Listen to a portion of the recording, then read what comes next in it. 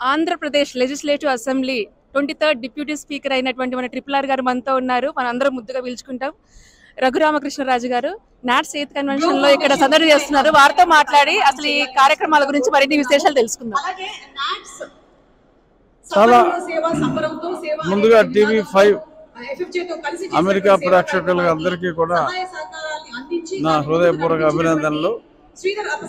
NATS ఉత్సవాలు అత్యద్భుతంగా జరుగుతున్నాయి. ఎన్నో వేల మంది అమెరికాలోని సుదూర ప్రాంతాల నుంచి వచ్చి ఒక ఆత్మీయ కలయికగా ఇక్కడ ఎంతో మందిని కలుసుకోవటం చాలా ఆనందంగా ఉంది. అలాగే సాంస్కృతిక కార్యక్రమాలు, మ్యూజికల్ నైట్స్ అన్నీ కూడా ప్రజలందరూ చాలా బాగా ఎంజాయ్ చేస్తున్నారు.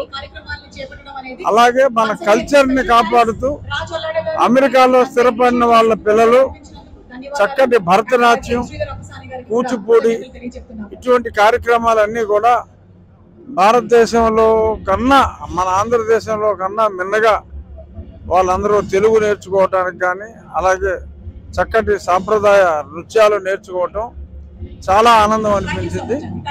మన భారతీయ కల్చర్ ని ఇక్కడ స్థిరపడిన ప్రవాసాంధ్రులు చక్కగా పరిరక్షిస్తున్నారు.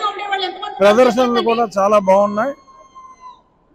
ఇటువంటి వేడుకలు ప్రతి 2 సంవత్సరాలకి ఇంకా వైభవంగా జరుపుకోవాలని రేపు రాబోయే నాట్స్ వేడుకలు 27లో డల్లాస్ లో ఉంటాయని చెప్పడం జరిగింది.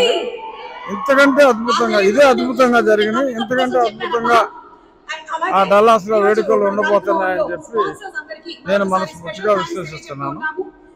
నాట్స్ కి నన్ను ఆహ్వానించిన పెన్నమనేని ప్రశాంత్ గారికి, గుత్తికొండ శ్రీనివాస్ గారికి, ఆ నాట్స్ ఆర్గనైజేషన్ బాడీ అందరికీ నా అభినందనలు.